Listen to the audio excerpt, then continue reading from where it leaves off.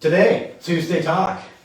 Our topic is Top 5 contract questions that we've been getting from you guys. We're fortunate enough to get all sorts of questions on the support line daily, weekly, monthly, but there are certain topics that tend to come up more often, and I figure if we've got 12, 15 people with the same question, there's probably more of you out there that have a similar question. And some of these top 5 we've already gone over. Yes, some of them we have already discussed. At length. And so there may be a video, if we don't go like really deep into some of these, go onto our YouTube channel and check them out, because we have gone into depth. But you know, if you haven't watched it or you didn't see the Tuesday Talk, we'll give you a good summary today. We'll get you a summary, and these are kind of the pressing issues of what's going on in contracts right now. Yeah. So let's see here. And you know me, I love contracts, so Yes, I was really excited about today's Tuesday Talk because we're talking contracts. Yeah. So morning, David, Katie, Dawn, Rita. Hopefully we got more people coming on. So let's just jump in. Okay. Again, just a lot of these kind of turned into a half-hour class, and we weren't trying to teach classes. Right. We were trying to give you guys just a little topic, snippet, get the thing going, and then if you just have questions, you've got a current transaction issue, you can type it in there and ask those questions. So don't forget, when we're done kind of giving our top 5 things, if you've got a specific question, they can be answered in a few minutes. Yes. Not on the hotline, but in a few minutes that everybody might benefit from. Then type it in the comment section, whether it's related to these top 5 that we're bringing today or completely separate from our topic. We want any and all real estate related questions. Perfect. All right. We can't help you with your kids and their homeschooling. Yeah, but real estate related, we're here for you. Yeah. Morning, Vicki. So let's dive in to the top 5. The first one that we're going to talk about is post-closing occupancy agreements. So typically the scenario is, I have a buyer that I'm representing, and they are giving the seller 24 to 48 hours to move out. Not your standard, oh, we're giving them 30 days or 60 days so they can find a new home. But just that seller wants time to move out, transition into their new home. So buyer's not going to take possession for 24 to 48 hours. It's such a short period of time. Do I really need a post-closing occupancy? Answer is? Yes. Yes. Must always have a post-occupancy agreement if the seller is going to stay in the property after closing. Now, so even if the buyer doesn't get keys for 3 hours, 4 hours, if they're not getting keys at closing and moving right in, you need a post-closing occupancy. Meaning, if the seller hasn't already moved out before you're sitting at the closing table, you need one of those, because there are issues that come up. And really, this goes back a long time ago. When I first started in the business, we thought it was a nice thing to do, to let the seller, give them some time, and it was typical, 24 to 48 hours, and many of you have been in the business as long as I have, or maybe not even that long. Remember, that was just a nice thing to do. Because it's hard to go to a closing table and coordinate movers and get things going in the right direction. It's difficult. So that was a common courtesy. Common courtesy. But what happens when there's an issue? What happens when there's a fire? What happens when there's a water leak? And whose insurance is going to take care of it? And who's responsible? That's what the post-occupancy agreement's for. And so a really good scenario, just to paint a picture on why we want to do this, is seller's going to stay 24 hours after closing. Buyer's completely fine with it. There's no rent, there's no security deposit. And that's what most of you think the post-closing occupancy agreement is for rent and security deposit. You don't have to charge either of those. So the seller stays the night. The next morning it's super cold. They go to kick on the furnace, and the furnace isn't working. Whose responsibility is that? Is it the new buyer because they now own the property, or is it the seller because they've been residing in the home after closing? That post-closing occupancy goes through that and explains who's responsible for maintaining, who's responsible for insurance, who's responsible for natural disaster, who's responsible in the event that there's something that happens where someone breaks in and something gets vandalized. So that's the primary purpose for that post-closing occupancy, is the liability factor. So always put one of those in place. Always. And if you're doing a 30-day or 45-day, then always negotiate that upfront with the offer. And this needs to be done in the beginning. Yeah. This is not something you do 3 days before closing. No. Oh, by the way, we need to throw together a post-closing occupancy. Do that at the time of contract. So it's really a quick answer. Have a post-occupancy agreement. when the seller is in the property after closing. After closing. There you go. 1 hour, 2 days, 3 weeks, doesn't matter. Doesn't matter. So that's number one. Awesome. All right. So, and feel free to ask questions as we go along, and we'll kind of monitor and keep an eye on that. So question number 2 that comes in a lot is, if my seller is going to reject or counter an offer, how do we do that? Is there a place on the contract that we acknowledge they read the offer, they got the offer, I presented the offer, and that they're going to reject it or counter it? Right now, the answer is no.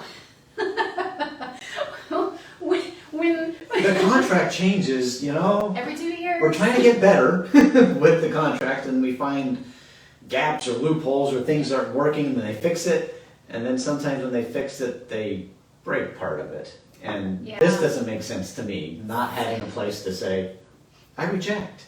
Yeah, so when the Forms Committee revised the contracts, they took out the section for counter and rejection. And so there used to be a box that you'd say countered and you initial, or rejected and you would initial, so the seller could acknowledge they got the offer and this is what we intend on doing. Now if you're going to counter an offer, the seller just doesn't sign the contract. You put together a counter offer and all parties sign the counter. If you're going to reject an offer, there's no place to sign, nothing to initial. You just merely let the offer expire. And you communicate to the other agent, hello, the seller has decided that they're not going to move forward, they've accepted another offer, or they've decided that this is not one that they'd like to pursue, and you just let it expire. So it's a little wonky. Yeah, I don't love it. We were having people accidentally sign the offer and accepting them, and so that's why they said, countering, don't sign it. If you're going to counter or reject, don't touch it. Well, now we're kind of stuck with, did they present it? And it's your obligation, because you're a licensed realtor, to present all offers. And you just have to have faith, know that that's what a professional does, is they present all offers because they are looking out for the best interest of their client, the seller. So there is no way they'll just, I want them to sign it. So I wish the Forms Committee, and this is something that I recommended, I wish they would put in an offer presented section. So you could check a box that the offer was presented and have the seller initial and then it's time stamped, because there are times that you as a buyer's agent go, I don't think my offer got presented. There were 10 or 12 offers and I can just get the sense that maybe it got lost in the shuffle. So I think that would be a really great improvement, is just to have a place that the seller could initial that they saw the offer, that they're not accepting it, but they saw it. So I know Arizona and Oregon have something similar to that in their contracts. So anyways, so that is question number 2 that comes in frequently. All right. Question number 3 is, if I forgot to sign the contract as the listing agent or the buyer's agent, am I in trouble? Is the contract void? Is it not a valid contract because the buyer signed it, the seller signed it, the other agent signed it, but I just realized when I was submitting my paperwork to equity, I forgot to sign the contract? Answer is, contract is not void. It is not voidable. Where you guys sign in section 32 and 33 as the real estate agents, that's called broker compensation and acknowledgement. Real estate agents are not party to the contract. It is a contract between buyer and seller. So their signatures are the ones that matter. What you're signing is acknowledging the compensation and the commission section. Anything you want to add to that? It's that simple. It's that simple. We want you to sign it because you guys are agreeing to pay each other, and who's paying and who's representing who, but you're not part of the contract. Yep. It even says, anything below this is not part of the contract. Yeah. So, the other thing, by signing in that section, there is a caveat that says you will agree to mediation per section 23 or 25 of the contract. So that is another part of that paragraph. But otherwise, yeah, if you forgot to sign it, it doesn't adversely affect your clients whatsoever. So that's a good question. it's a good question. It comes up a lot. It's a all the time. simple answer, but a good question. Yeah. All right. So the other one that I get very, very frequently is regarding conditional sale deadline. So contingent home sales. I have a buyer, we're writing an offer, we need to make sure that their home sells and closes because they can't buy the new one without the proceeds from their sale. So the question I get a lot is, do I need to put anything in the additional provisions about that?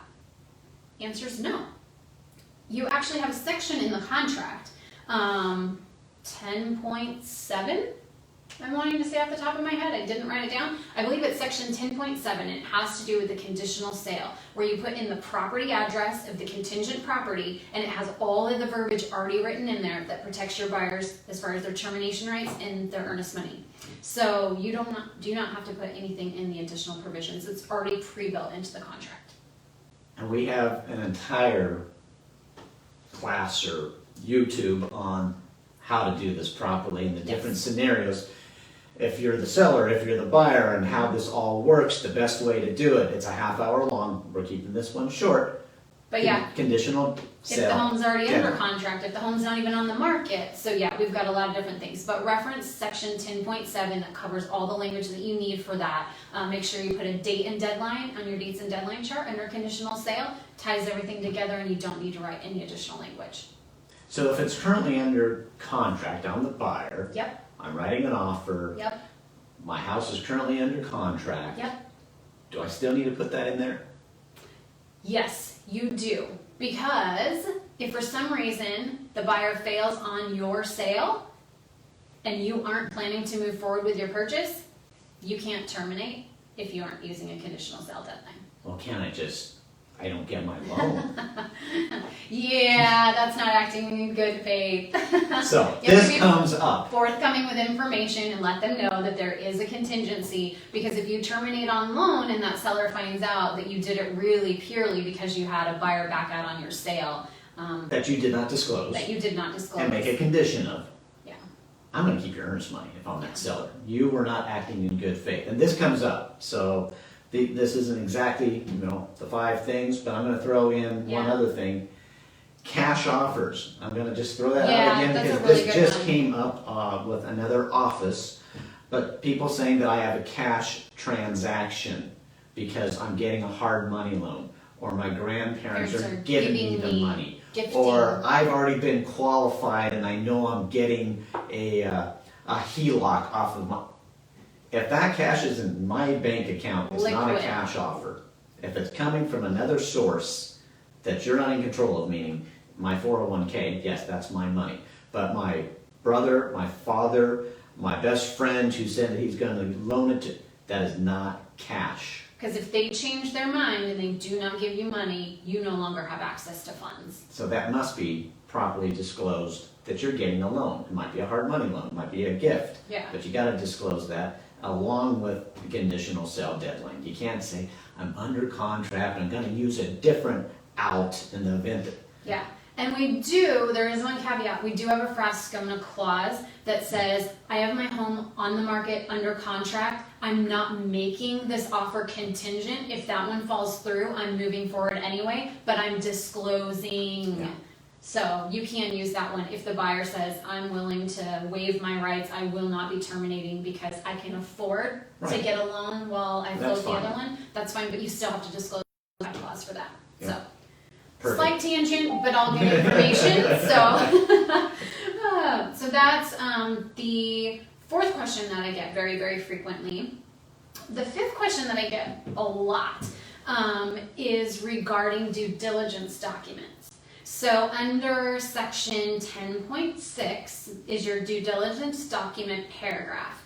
10.6.1.7, I don't know the call numbers, but it's 10.6. There is a box that you check in that section, and then you write in the documents that you want the seller to provide. Surveys, old inspection reports, any improvements to the property, appliance warranties, roof warranties, receipts, anything like that. You can list all of those items out. So the question that comes in on the hotline is, I'm the listing agent, and the due diligence document delivery deadline is coming up. What documents am I supposed to supply? All you have to do is go to the contract, reference that section, and whatever that buyer's agent wrote in that section is what you need to get from your seller to provide. If there's nothing in that section, you provide nothing. There's also a section there for leases. If the property is currently leased, you're supposed to provide a copy of that lease. So anything in that section is what you provide. As a buyer's agent, oftentimes I get the question, due diligence document delivery is due today. I haven't received anything from the listing agent. What are they supposed to give me? And I say, well, what did you ask for? And they're like, well, what do you mean, what did I ask for? I said, well, what does it say in your contract? Under section 10.6, would you write in? Because whatever you wrote in is what you're going to get. If you didn't write anything in, you're not going to get anything. So that one comes up pretty often. Yeah.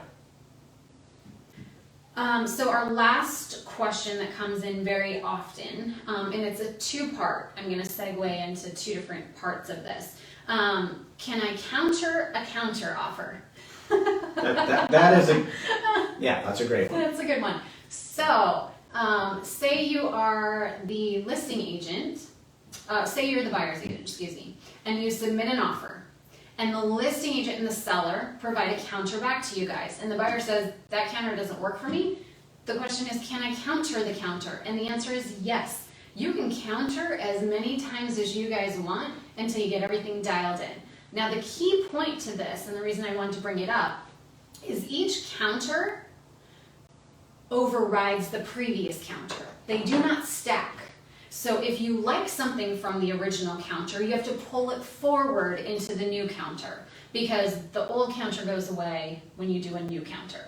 Is that making sense the way I'm articulating it? It is, but I want to tweak it just a little bit. Okay, let's do it. You're not countering the counter.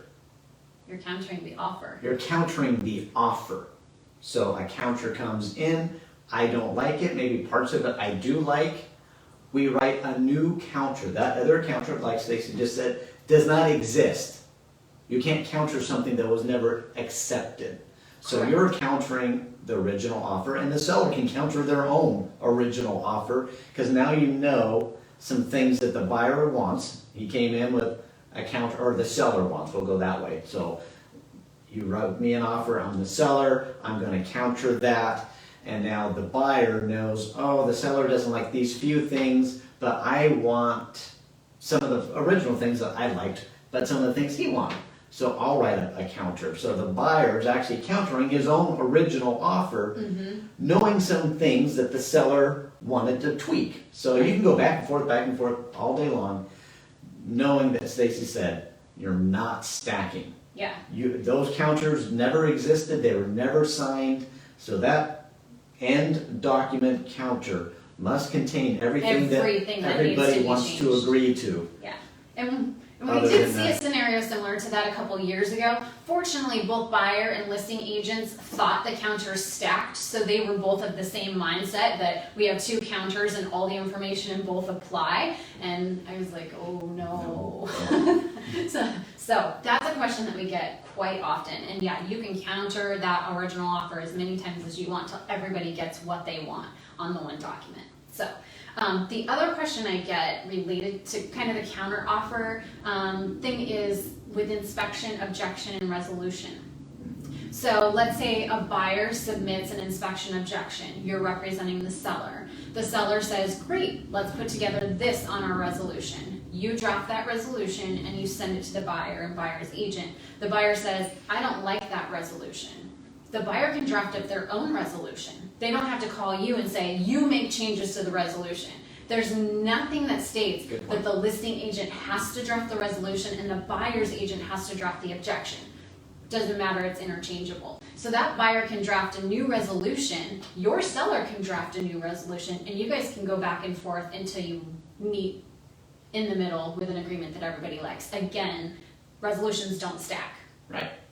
So that last document that everybody signs is what everyone's agreeing to. Yep.